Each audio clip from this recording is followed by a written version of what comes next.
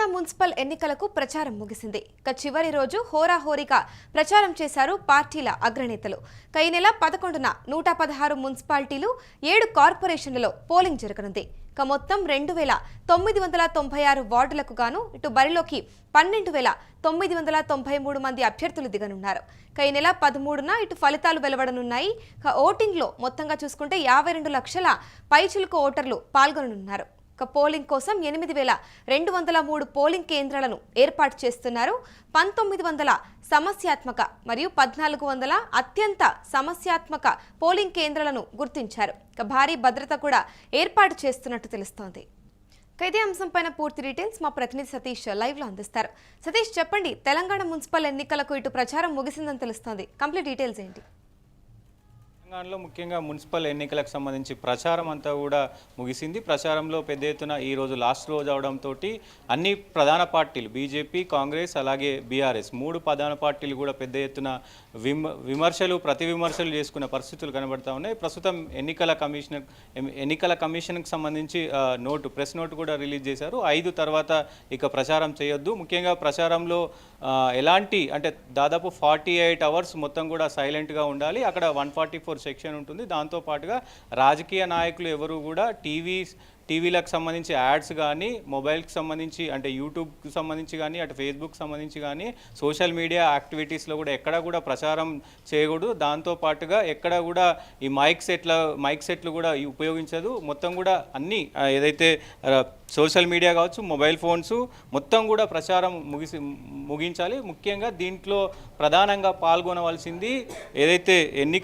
ఎన్నికల్లో పాల్గొంటున్న వాళ్ళు, అలాగే కార్యకర్తలు, దానికి సంబంధించి అన్ని పార్టీల కార్యకర్తలు, ఎన్నికల్లో పోటీ చేస్తున్నటువంటి అభ్యర్థులు, సో పార్టీకి సంబంధించిన వ్యక్తులు ఎవరు కూడా ఎన్నికల ప్రచారం కానీ, ఎన్నికలకు సంబంధించి కానీ సోషల్ మీడియాలో మాట్లాడడం కానీ, ఎక్కడైనా ప్రమోషన్స్కి ఇవ్వడం కానీ ఏది చేయకూడదు అంటూ కూడా ప్రస్తుతం ఆ నోట్లో రిలీజ్ చేశారు. సో ఒకవేళ మీరు దీనికి విరుద్ధంగా ఏదైనా చేస్తే దాదాపు 2 సంవత్సరాలు జైలు శిక్ష ఉంటుంది అంటూ కూడా ఎన్నికల కమిషన్ తెలిపిన పరిస్థితులు కనబడుతున్నాయి. దీంట్లో ముఖ్యంగా తెలంగాణ రాష్ట్ర వ్యాప్తంగా కూడా మొత్తం దాదాపు 12993 మంది అభ్యర్థులు తుది పోటీలో నిలిచారు. దాంట్లో మొత్తంగా 2996 వార్డులకు గాను, 116 మున్సిపాలిటీలకు గాను 2582 వార్డులు, 7 కార్పొరేషన్లో దాదాపు 414 డివిజన్ల ఎన్నికలు జరుగుతున్నాయి ప్రస్తుతం. సో దీనికి సంబంధించి మొత్తం కూడా దాదాపు 14 మున్సిపాలిటీల్లో ఏకగ్రీవంగా అయిన పరిస్థితి కనబడుతుంది. దాంట్లో కాంగ్రెస్ ఒక 12, బీఆర్ఎస్ ఒక 2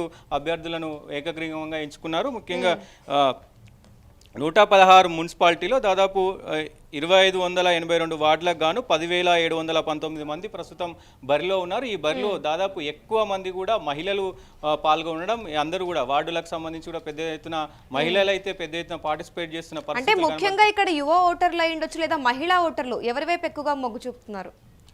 డెఫినెట్గా అంటే ఇప్పుడు ప్రస్తుతం ప్రచారం ముగిసింది. దాదాపు 11వ రోజు 7 గంటల నుంచి కూడా పోలింగ్ ఉండబోతుంది. దాదాపు 5 గంటల వరకు కూడా పోలింగ్ ఉంటుంది. దాని తర్వాత 13వ రోజు ఫలితాలు అయితే వెలువడనున్నాయి. దీనికి సంబంధించి ప్రస్తుతం మహిళలు ఈ పార్టీలు అంటే అన్ని పార్టీల నుంచి కూడా దాదాపు కాంగ్రెస్ పార్టీ కాంగ్రెస్ పార్టీ 1650 మంది మహిళలు ఈ పోటీలో పాల్గొంటున్నారు. బీఆర్ఎస్ నుంచి 1585 మంది పోటీలో పాల్గొంటున్నారు. దాంతోపాటు బీజేపీలో కూడా పెద్ద ఎత్తున 1420 మంది పోటీలో పాల్గొంటున్నారు. 3 పార్టీలకు సంబంధించి పెద్ద ఎత్తున అందరూ కూడా పోటీలో పాల్గొంటున్న పరిస్థితులు కనబడతా ఉన్నాయి. సో ఇక్కడ ప్రస్తుతం అన్ని అంటే త్రిముఖ పోటీ ఉంటుందని ప్రస్తుతం అయితే మరి చెప్తా ఉన్న పరిస్థితులు కనబడతా ఉన్నాయి. ఇటు అందరూ కూడా అంటే యువకులు పెద్ద ఎత్తున ఈ సిటీకి సంబంధించి యువకులు పెద్ద ఎత్తున పాల్గొన్నారు. అటు యువకులు మహిళలైనా, అటు మొత్తం పురుషులైనా కానీ యువకులు పాల్గొంటా ఉన్నారు. ఎలక్షన్లో పెద్ద ఎత్తున యూత్ ప్రభావం ఎక్కువ ఉండబోతుంది. యూత్ ఎటు మొగ్గు చూపుతారు అనేది కూడా ఒక చర్చనీయాంశంగా మారిందని చెప్పుకోవచ్చు. అంటే ఇప్పుడు ప్రస్తుతం చూసుకుంటే ఈ 1900 సమస్యాత్మక మరియు 1400 అత్యంత సమస్యాత్మక పోలింగ్ కేంద్రాల్లో ఇప్పుడు శాంతియుతంగా పోలింగ్ జరుగుతుందంటారా? భద్రతకు సంబంధించి ఎటువంటి చర్యలు తీసుకుంటున్నారు?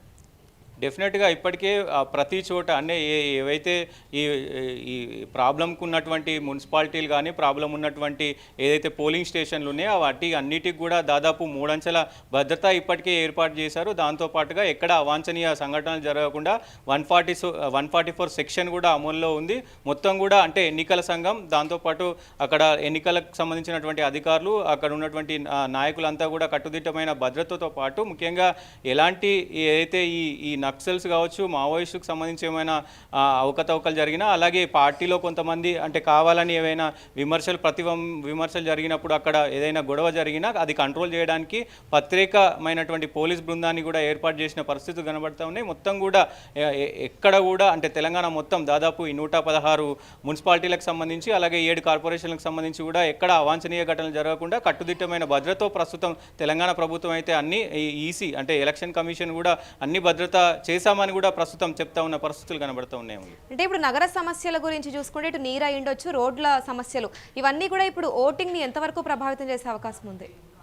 డెఫినెట్గా ప్రస్తుతం ఏదైతే 3 పార్టీలు కూడా పెద్ద ఎత్తున ప్రతి విమర్శలు చేసుకున్న పరిస్థితులు కనబడుతున్నాయి. ఈరోజు కూడా పెద్ద ఎత్తున రేవంత్ రెడ్డి మాట్లాడుతూ కూడా అంటే గతం 12 సంవత్సరాలుగా బీజేపీ అధికారంలో ఉంది జాతీయంగా, ఇటు రాష్ట్రంలో కూడా బీఆర్ఎస్ పార్టీ అధికారంలో ఉంది, ఇంకా సమస్యలు ఉన్నాయి.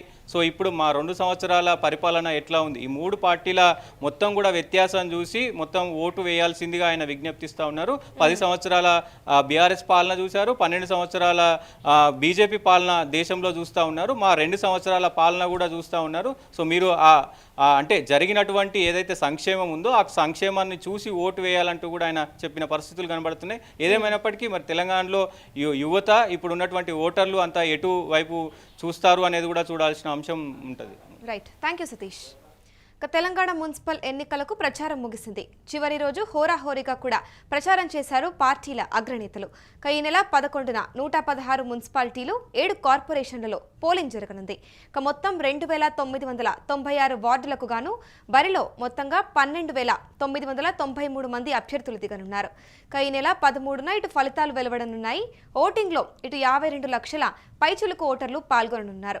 పోలింగ్ కోసం 8203 పోలింగ్ కేంద్రాలను ఏర్పాటు చేయనున్నారు. 1900 సమస్యాత్మక మరియు 1400 అత్యంత సమస్యాత్మక పోలింగ్ కేంద్రాలను గుర్తించారు. భారీగా కూడా భద్రతా ఏర్పాట్లను సిద్ధం చేస్తున్నట్టు తెలుస్తోంది. ఇవాళ సాయంత్రం 5 గంటల తర్వాత కూడా ప్రచారం చేయొద్దు అంటూ కూడా స్ట్రిక్ట్ గా చెప్పినట్టు తెలుస్తోంది. దీనికి సంబంధించి ఎటువంటి యాడ్స్ అయ్యుండొచ్చు, సోషల్ మీడియాలో ప్రచారం కూడా ఖచ్చితంగా ఎటువంటి ప్రచారం కూడా చేయొద్దు అంటూ క్లియర్గా చెప్పేశారు. దీనికి సంబంధించి అయితే ఇప్పుడు ప్రస్తుతం 13న అయితే ఇటు రిజల్ట్స్ అయితే వెలువడనున్నాయి. దీనికి సంబంధించి ఇటు మహిళా ఓటర్లు అయ్యుండొచ్చు, యువ ఓటర్లు కూడా ఎవరి వైపు ఎక్కువగా మొగ్గు చూపుతారనేది కూడా చూడాల్సి ఉంది.